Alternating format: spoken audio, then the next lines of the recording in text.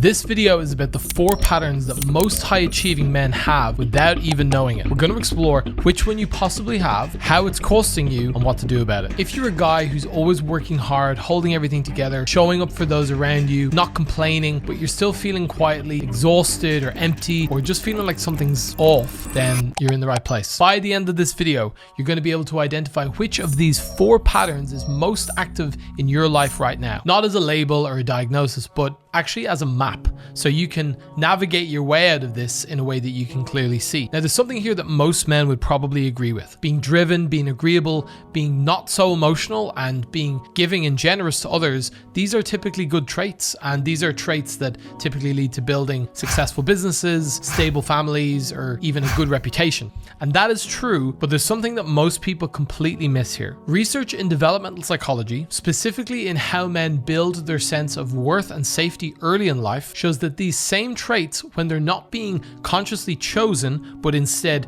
driven by fear, become the very things that drive burnout, resentment, exhaustion, and just a deep sense of emptiness that success will never fix. That's because the thing that often looks like your greatest source of strength is often secretly your most persistent source of pain. And most men never make that connection. In this video, I'm going to use an analogy that is going to help this land much deeper, and is going to help you to recognize which of these 4 patterns is potentially driving your life. My name is Peter. I've worked with dozens of high-performing men across Europe who all have some form of these patterns. And honestly, I've also lived a lot of these myself as well. What I'm about to show you is going to give you a window into what's really going on deep on the inside. Without further ado, let's introduce pattern number 1, the achiever. So let's imagine we're at a cocktail party and the first man walks into a room. This is who we're going to call the achiever. Now, the achiever walks into the room right away and scans it immediately, and he knows who in the room are the big fish, who are the people that he needs to talk to, that are the best connected, and that are going to move him forward in his career. So as soon as he's around the right people, he starts,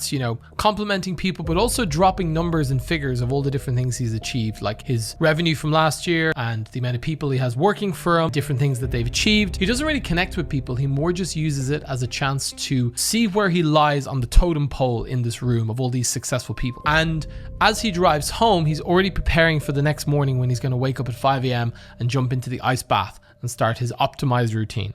This is the achiever. This is the guy who very early in life, before he was aware of it, got installed in him the belief of, if I do things and I achieve and I produce, then I'm good enough. But without achievement, without being significant and doing amazing things all the time, then I am not enough. I don't deserve to be here.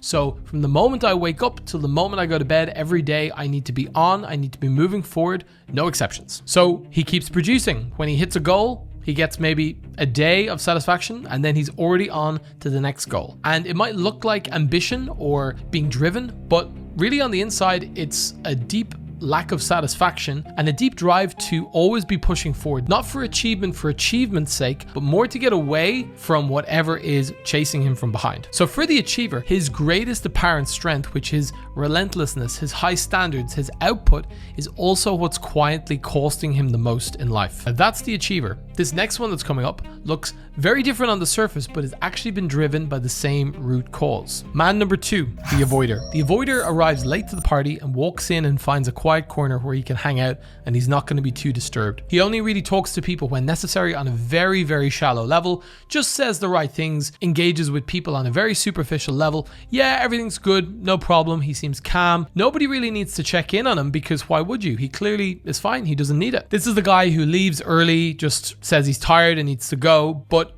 he's not tired because of the party. He's tired because of performing this mask of being calm and cool and collected all the time. Now, he's not aware of the fact he's doing this. He's been wearing this mask and pushing down his feelings and his actual physical experience for so long that feeling nothing is just the norm. But underneath that, he is not okay. This guy has a lot of stuff built up in the background, and he's been forced to numb himself and also rely on external things like addictions and distractions to not feel it. The avoider is the hardest of these 4 patterns to spot, because from the outside, he's usually the guy that looks like he has it all together. But on the inside, he is the most disconnected from himself and his feelings. The avoider learned early in life, probably not through one dramatic moment, but through a series of moments in growing up in a certain environment, that his emotions weren't welcome, that taking up space made him too much, and having needs was selfish or even dangerous, or he would just be treated badly if he tried to get what he wanted. So he built an amazing capacity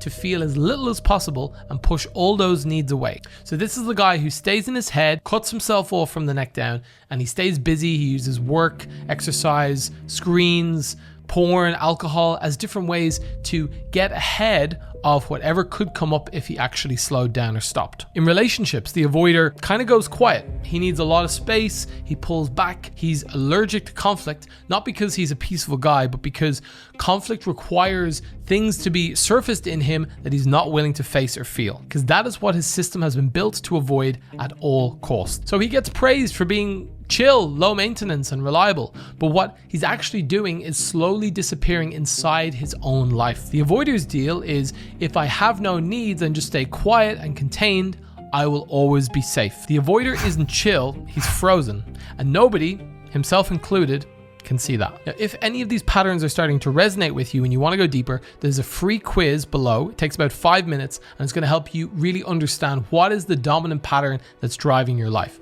So click below and go do the quiz. Now we're 2 patterns in. This next mask that high achievers wear is probably the most socially accepted, but also one of the most challenging to have. Man number 3 is the approval seeker. This is the guy who walks into the room and immediately starts scanning for who's around. Not because he wants to prove himself, but because he wants to change himself based on who is in the room, and he needs to figure out very quickly who he needs to be in order to fit in. So this is the guy who becomes funnier around funny people, more serious around serious people. He's more driven and ambitious around achievers, and he's more relaxed around laid back people. And by the end of the night, he's been a slightly different person to every different group, and he's charmed basically everyone in the room. But that still doesn't make him feel content and safe, because on the drive home, he's constantly replaying all the conversations he had, and even remembering micro moments where maybe he said something slightly wrong and someone looked at him in a bad way.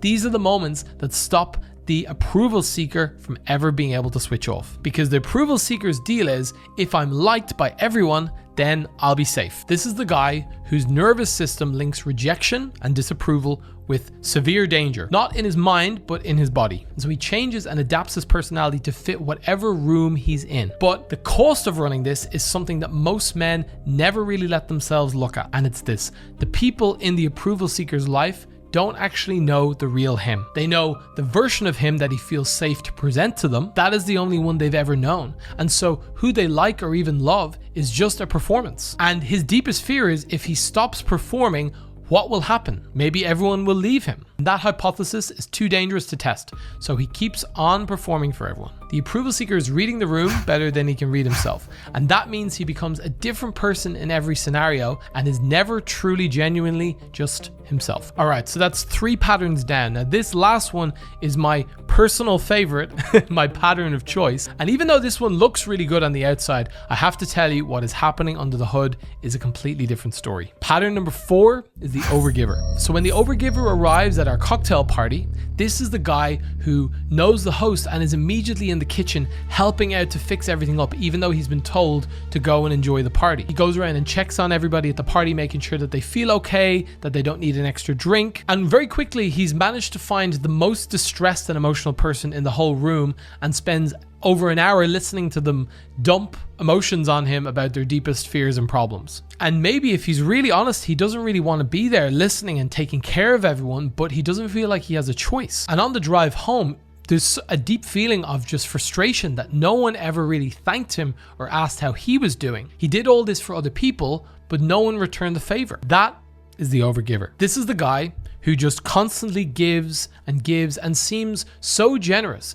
giving to his team, his family, his partner, his friends, even to strangers and random people on the street. And from the outside, it looks like he's such a generous guy. And some of it can be true. It's not like he's a bad person, but there's something underneath all of that most men in this position have never allowed themselves to directly face and look at. The overgiver gives not because he's this super generous guy, but because a part of him wants to be needed. And he believes that just by existing, he doesn't deserve to receive things. So he needs to do lots of nice things for other people so he can feel comfortable and safe to actually get things back in return, like his basic needs. So the giving isn't free. It comes with an invisible invoice, a secret contract that says, if I give you this, I expect you in the future to do nice things back for me, to accept me, to value me, to appreciate me, and never leave me. Because nobody agreed to his secret contract in the head, that is when the resentment starts to build up. He's stuck with it because he can't express it, because he never actually asked for his needs. Nobody forced him to do it. So it sits in there and builds up and festers like a volcano building in his stomach. And instead of actually stopping and looking at that, he doubles down, he gives more, hoping that giving just a little bit more will finally return the thing he's been really secretly hoping for. The overgiver doesn't need to help people and save people all the time because he likes it. He helps and saves people because without that, he doesn't know who he is or what he's really worth. So those are the 4 main patterns that most high achieving men have. 4 completely different masks or personas, and 4 different agreements that they are making with themselves and the world. And each of these has their own deep hidden cost inside. All 4 of these patterns look like strengths and positive things on the outside. They produce results, the world rewards them, but underneath each of them, the driven man, the agreeable man, the calm man, or the generous man, there is the same slow cost building up in the background. Because when your self-worth and your safety is based on you performing and wearing a mask non-stop all the time, you are never actually able to rest. You have to be always on. From the moment you wake up till the moment you go to sleep, you have to maintain that illusion. The burnout of the high achieving man is not actually usually because of his workload, although that plays into it. It's usually coming from the weight of having to play a character that you've constructed instead of allowing yourself to be who you truly are. And the deepest cost of all 4 of these patterns is exactly the same. Every relationship that you have in your life is with a version of you that isn't real. So the people around you think they love you, but they actually just love the performance that you're presenting to them. None of them can truly know you because you've never allowed them to see the real you. Most high achieving men go through their entire lives surrounded by people who genuinely care about them,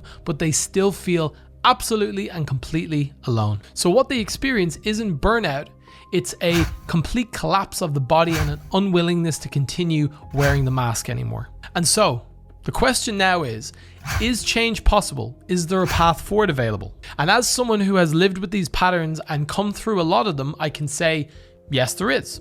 But I want to be really honest about what that path forward looks like. Many of the men that I've worked with who've gone through this process, it's not a weekend quick turnaround, but this is a process of months or even sometimes years of rewiring this operating system that's been running us for pretty much our entire lives. And it needs to come from a genuine commitment to understand what has been driving you. But when you do that, I promise you something fundamental shifts deep in the core of your being. Because the men who go on that path, first of all, stop performing in the relationships. Not because they're now more emotional or expressive, but because they stop needing to hide themselves from the world all the time. They feel more safe to be seen as they are, and that changes everything, including the quality of their connections. Then they start making decisions about what they actually want to do, not what they think other people need them to do, or what they believe they should do, or what they need to do in order to not feel something, but they actually get to decide, what do I really want? And then go after that. And I can promise you, there's a sense of freedom that is priceless that comes from this. The next thing is they can actually, maybe for the first time in a long time, take a real rest. They can take a holiday without feeling guilty. They can take a weekend off, and they can feel content sitting in the sun with their coffee, and nothing needs to change. And finally, that deep feeling of loneliness that's been there their whole life, of being around people but never been truly known. As the mask starts to lift, day by day, week by week, that man starts to realize that the connection he was secretly craving and attempting to reach with all these strategies was actually available and there all the time. The man who goes on this journey doesn't end up as some completely different guy. He ends up actually as a truer version of himself without the mask. And that is what's available here. This isn't about some kind of transformation or change. It's actually about a returning to the version of you that was always in there. So there you go. Most men go their entire lives without having any idea of what's driving them. Now you've got a map of 4 different patterns that could be at play. The question is not which one of these is maybe affecting you. The question is which one is most affecting you and how is that costing you? And then then whether you're ready to look at it for long enough to do something about it. Now, if you click below, there's a quiz to find out which of these 4 patterns is running you, and it's going to help you to map your primary and secondary pattern and how they're affecting your life, and also specific ways to move forward and change it. And if you want to go deeper into understanding these archetypes, I've created a 4-part series on each of these 4 archetypes, which goes deeper into each one. So after you do the quiz, you can find which video is most suited to your pattern and dive in. The next video in the queue here is on the achiever, and this is going to go into where it comes from, what the cost is, and how to break and move through the achiever pattern. I'll see you in the next video.